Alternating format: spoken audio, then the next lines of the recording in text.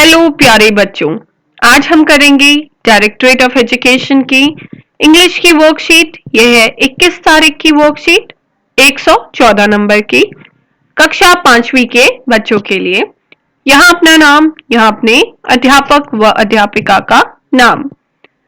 Good morning students, what a lovely day it is. Good morning प्यारे बच्चों, कितना प्यारा दिन है। At the end of the story, Gulliver's Travels, Gulliver started dreaming about his family. How was he feeling in his dream? तो ये कह रहे हैं जब स्टोरी खत्म हुई गुलिवर्स ट्रैवल, गुलिवर ने सपना देखना शुरू किया। He started dreaming about his family. How was he feeling in his dream? तो उसे अपने सपने में कैसा लग रहा था? उसे सपने में बहुत खुशी हुई, बहुत अच्छा लगा। ये हमें कैसे पता चला, ये देखिए। Hurray, I am back at home. क्या कह रहे हैं? हुर्रे, और हुर्रे के आगे लगा है एक ये एक्सक्लेमेशन मार्क। इससे हमें पता चलता है कि वो बहुत खुश था। ठीक है, yes you are right, the word hurray shows his happiness. आप सही हैं, जो शब्द हुर्रे है उससे पता चलता है कि वो बहुत खुश था। Let's read these two sentences. Do you find any difference? तो आपने इन दोनों सेंटेंस को पढ़ना है और बताना है क्या आपको कोई डिफरेंस लगा। A. Let's eat grandma and B. Let's eat grandma. Yes, you are right. In the sentence, it sounds like we are going to eat grandma and no one wants that. In the sentence B, we are inviting grandma to eat with us, so a punctuation mark changes the meaning of a sentence. अब मैं आपको कुछ बताने जा रही हूँ, बहुत ध्यान से सुनेंगे। अगर आप पहले वाले को पढ़ेंगे तो इसमें लिखा है लेट्स ईट ग्रैंडमा, तो यहाँ पे कोई आपका पॉज नहीं है, आप रुक नहीं रहे हैं, आप एक साथ पढ़ेंगे क्योंकि यहाँ कोई पंक्चुएशन मार्क भी नहीं है। तो आप कह रहे हैं लेट्स ईट ग्रैंडमा, इसका मतलब आप कह रहे हैं जैसे लेट्स ईट बनाना कहते हैं ना कि चलो बनाना खाएं, चलो एप्पल खाएं, वैसे यहाँ लग रहा है कि आप कह रहे हैं चलो ग्रैंडमा को खा लें। क्या हम ग्रैंडमा को खाते हैं? नहीं। अब दूसरे वाले में लेट्स ईट कॉमा ग्रैंडमा, इसका मतलब आप थोड़ी देर रुक रहे हैं, आप कह रहे हैं लेट्स ईट, थोड़ा सा पॉज दे रहे हैं, थोड़ी देर के लिए रुक रहे हैं और फिर कह रहे हैं ग्रैंडमा। इसका मतलब आप अपनी ग्रैंडमा को खाना खाने के लिए बुला रहे हैं। ठीक है, तो इसी तरीके से ये आपको बता रहे हैं कि अगर सेंटेंस में पंक्चुएशन मार्क्स लग जाते हैं, ये पंक्चुएशन मार्क क्या है, ये रहे सारे, इनको एक एक करके मैं समझाती हूँ। तो जब भी ये पंक्चुएशन मार्क्स लग जाते हैं तो जो सेंटेंस होता है उसका मतलब बदल जाता है। ठीक है, जो आप कहना चाह रहे हैं उसका मतलब बदल जाता है और बिना पंक्चुएशन के उसका मतलब अलग होता है। तो चलिए देखते हैं। पहला पंक्चुएशन मार्क है कॉमा, तो कॉमा देखिए कैसा दिखता है, ऐसे। ठीक है, एक छोटा सा सर्कल रहता है और ऐसे, ये है आपका comma. I think we should take a break for a second, इसका मतलब है कि जब आपको थोड़ी देर का ब्रेक या थोड़ी देर के लिए रुकना होता है, पॉज देना होता है, ठीक है, कुछ सेकेंड्स का, तो आप लगाते हैं कॉमा, जैसे यहां लगाया था लेट्स ईट कॉमा ग्रैंडमा। इसका मतलब था लेट्स ईट और थोड़ी देर का पॉज, थोड़ी देर के लिए रुकना और फिर ग्रैंडमा। ठीक है, तो जब आप थोड़ी देर के लिए पॉज देते हैं, थोड़ी देर का ब्रेक लेते हैं तो कॉमा लगाते हैं। उसके बाद है फुल स्टॉप। फुल स्टॉप का क्या मतलब है? I think we should stop all together. Full stop, stop का मतलब सबको है कि अब रुक जाओ, तो फुल स्टॉप मीन्स अब यहाँ पे खत्म हो गया सेंटेंस, अब यहाँ पे रुक जाओ। जैसे let's eat grandma full stop या let's eat grandma full stop, यहाँ पे सेंटेंस खत्म हो गया तो यहाँ पे फुल स्टॉप लग गया, इसका मतलब अब यहाँ पे रुक जाओ। ठीक है, पूरा ये हो गया स्टॉप ऑल टुगेदर। फाइन। अगला है एक्सक्लेमेशन मार्क। एक्सक्लेमेशन मार्क है ये देखिए जो यहां लगा था हुर्रे, हुर्रे के बाद लगाया था एक्सक्लेमेशन मार्क। और कभी बोलते हैं आप वाव ब्यूटीफुल, तो वाव के बाद भी लगाते हैं आप एक्सक्लेमेशन मार्क। इससे पता चलता है कि आप क्या फील कर रहे हैं, आपकी फीलिंग्स, आपका, आप हैप्पी हैं, आप सैड हैं, ठीक है। जैसे ओ स्नैप, बहुत लोग बोलते हैं ओ स्नैप, फिर एक्सक्लेमेशन मार्क मीन्स कि कुछ गड़बड़ हो गया है टाइप्स, ठीक है। ओ, जब आप बोलते हैं ओहो, सो दिस ओहो is also a mark of, मतलब अ सैड फीलिंग और अ मिक्स फीलिंग। लेकिन इससे ये नहीं पता चलता आप खुश हो, जैसे हुर्रे वाह, इससे पता चल रहा है। तो एक्सक्लेमेशन मार्क से फीलिंग्स का पता चलता है, ठीक है। अगला है क्वेश्चन मार्क। क्वेश्चन मार्क क्या है?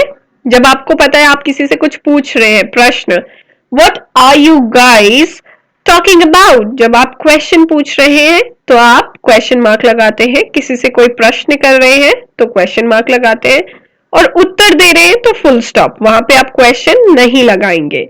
अगला है epistrophe. I show possession. Possession क्या होता है? जैसे ये मेरी चीज है या ये मेरी मम्मी की चीज है, जैसे आप बोलोगे माय मदर्स साड़ी, तो आप अपनी मदर की साड़ी की यहां बात कर रहे हैं, माय मदर्स, MOTHER। अगर ऐसे लगा देंगे तो ये तो प्लूरल हो गया, ये तो आप कह रहे हैं मम्मियां, क्या मम्मियां होती हैं? मम्मी तो एक होती है। तो पोजेशन, ये आपकी मम्मी की साड़ी है, वो दिखाने के लिए आप यहाँ पे ऊपर से एपिस्ट्रॉफी लगाते हैं, इससे पता चलता है मम्मी की साड़ी है। वैसे ही माई पापाज या माई डैड्स कार, वो कार किसकी है? पापा की है।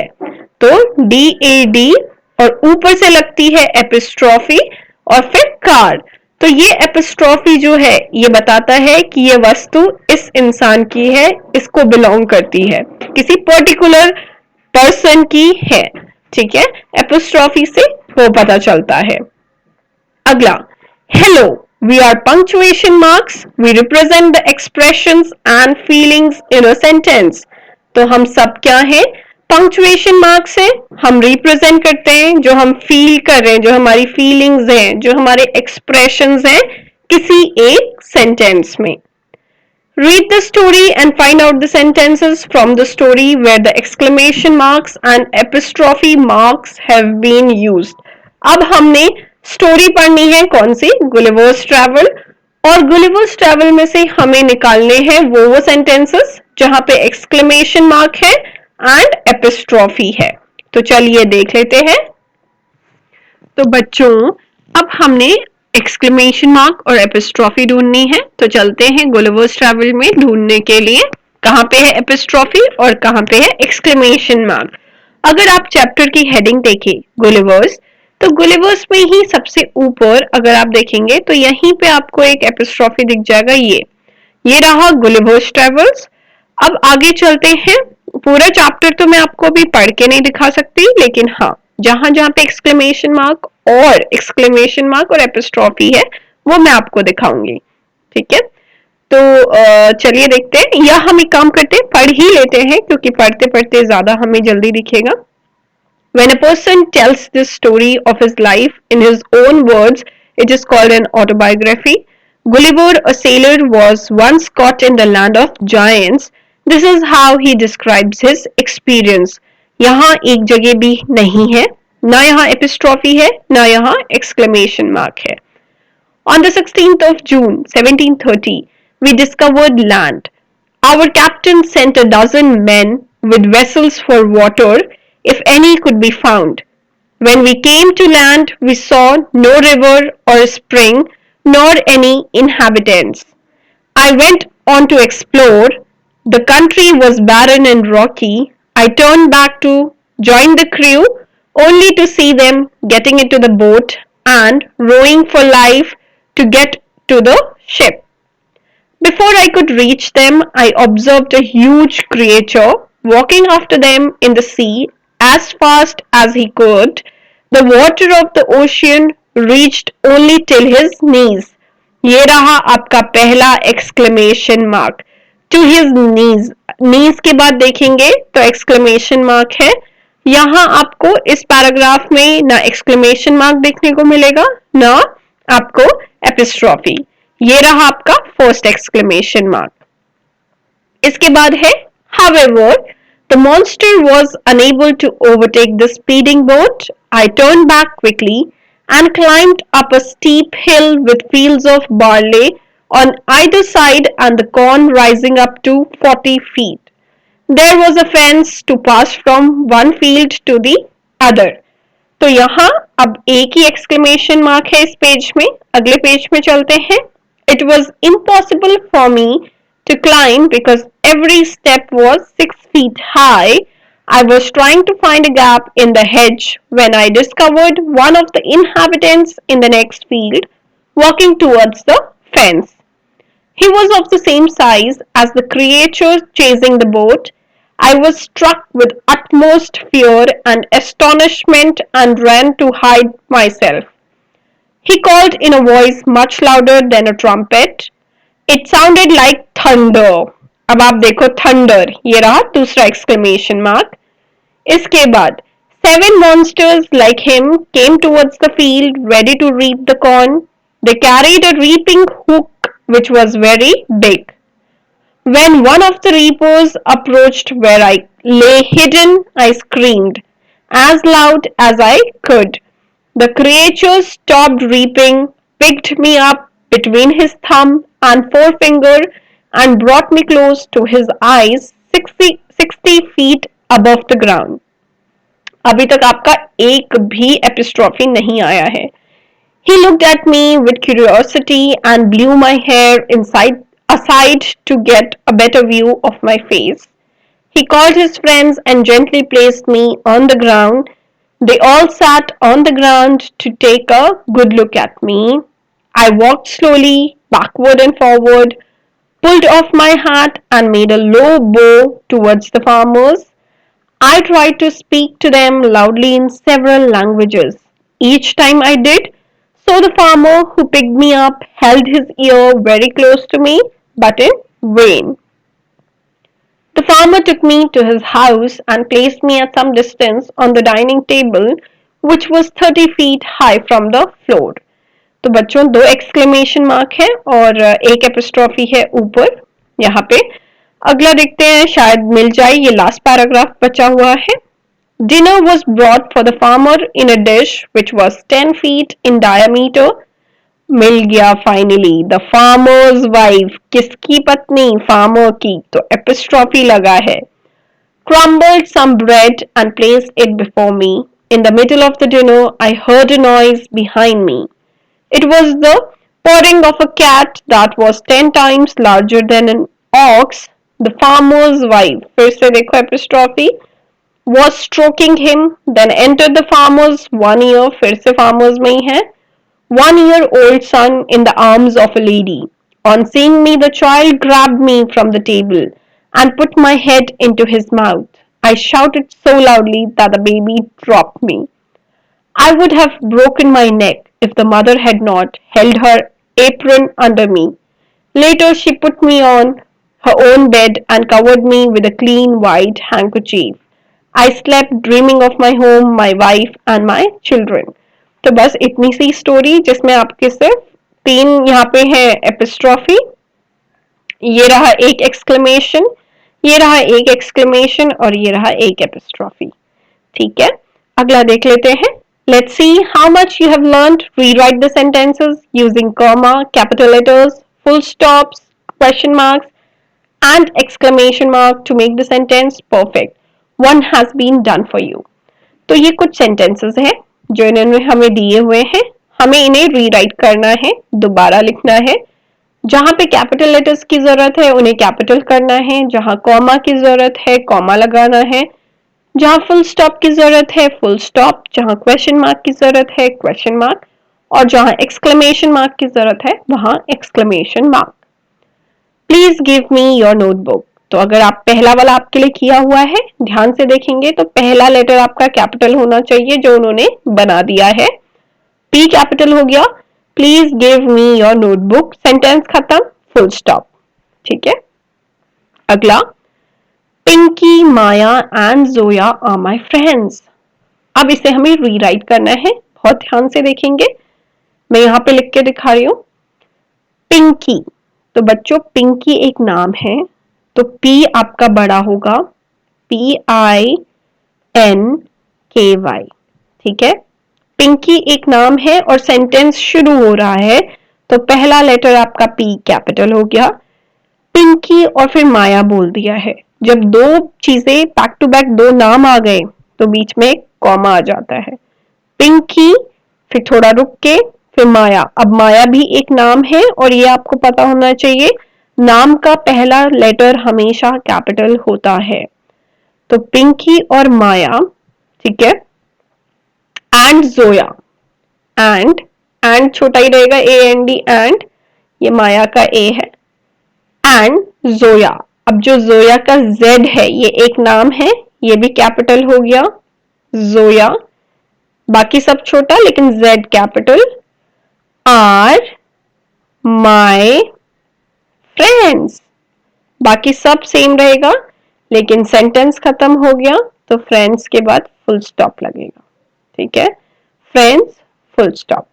तो क्या था, Pinky capital, P capital sorry, M capital, Pinky और माया के बीच में कॉमा, एंड जोया का Z capital, are my friends, friends के बाद फुल स्टॉप। ये हो गया सेकेंड। अब थर्ड है आपका hurray, we have won the match. तो बच्चों मैं यहाँ पे लिख रही हूँ ताकि साफ साफ आपको दिखे, हुर्रे। अब हम खुशी दिखा रहे हैं कि हम खुश हैं, तो पहले तो फर्स्ट लेटर कैपिटल, फिर R R A Y, hurray. अब जब हम खुशी दिखा रहे हैं तो हुर्रे के बाद आपका आ गया एक्सक्लेमेशन मार्क, हुर्रे। फिर आपका डब्ल्यू कैपिटल एक्सक्लेमेशन मार्क के बाद, वी हैव, ठीक है, H A V E, have won, W N won, the match, M A T C H, match, और उसके बाद फुल स्टॉप क्योंकि खत्म हो गया सेंटेंस। तो H capital, exclamation mark, W capital और लास्ट में फुल स्टॉप। अब अगला देखते हैं। अगला है वेयर द प्रथम, अमित एंड संभव गोइंग। अब बहुत ध्यान से देखेंगे और सुनेंगे भी ध्यान से, सिर्फ देखेंगे ही नहीं सुनेंगे भी। पहला कैपिटल होता है, आपको ये पता चल चुका होगा अब तक। तो वेयर, डब्ल्यू कैपिटल, ये हो गया वेयर। आर, अब आपको अभी तक ये भी पता चल गया होगा कि नाम का पहला जो लेटर होता है वो कैपिटल होता है। तो पी कैपिटल, प्रथम, प्रथम का P capital, T H A M, प्रथम।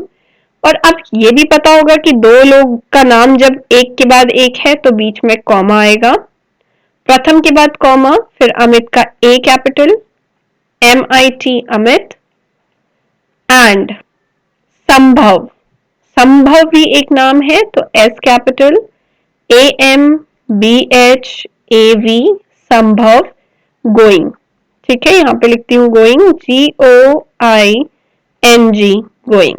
लेकिन अब बहुत ध्यान से देखो, वेयर आर प्रथम, अमित एंड संभव गोइंग। यहाँ प्रश्न पूछ रहे हैं कि ये कहाँ जा रहे हैं। जब प्रश्न पूछ रहे हैं तो प्रश्न का चिन्ह आएगा लास्ट में, क्वेश्चन मार्क, ठीक है। वेयर, डब्ल्यू कैपिटल, पहला लेटर कैपिटल, प्रथम का पी कैपिटल नाम है, अमित का ए कैपिटल, संभव का एस कैपिटल, गोइंग, गोइंग के बाद क्वेश्चन मार्क। आखिरी है farmer's wife is very kind lady. तो ये तो बहुत इजी है, इसे मैं यहीं लिख देती हूँ। पहला लेटर आपका कैपिटल होता है तो farmers, R M E R S, farmers. Wife को वैसे ही लिख देंगे as it is, wife. Is को भी जैसा इज लिखा है वैसे का वैसे, वेरी को भी वैसे ही, काइंड लेडी को भी वैसे ही, K I N D, kind, L A D Y, lady. इसमें सिर्फ फुल स्टॉप करना था और फार्मर्स का एफ कैपिटल बनाना था, ठीक है। Farmer's wife is very kind lady, ठीक है, farmer's wife is very kind lady. और एपिस्ट्रॉफी के लिए इन्होंने बोला नहीं हुआ है, एपिस्ट्रॉफी बोला होता तो फार्मर्स में एम ई आर के बाद हम लगाते हैं एपिस्ट्रॉफी, क्योंकि हम यहाँ पे फार्मर्स की वाइफ नहीं भी बोला तो चलो लगा लेते हैं, क्योंकि हम यहाँ जोर दे रहे हैं किसकी वाइफ, किसकी बीवी, फार्मर्स की बीवी।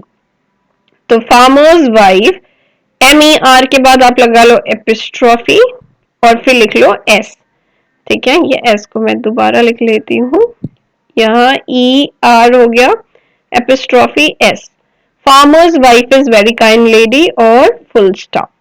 ठीक है, इतना था यहाँ पे। अभिभावकों के लिए सुझाव मैं पढ़ूंगी, लेकिन उससे पहले मैं ये कहूंगी जिन्होंने चैनल को सब्सक्राइब नहीं किया है कर लीजिए, आपकी अगली वर्कशीट मिस नहीं होनी चाहिए।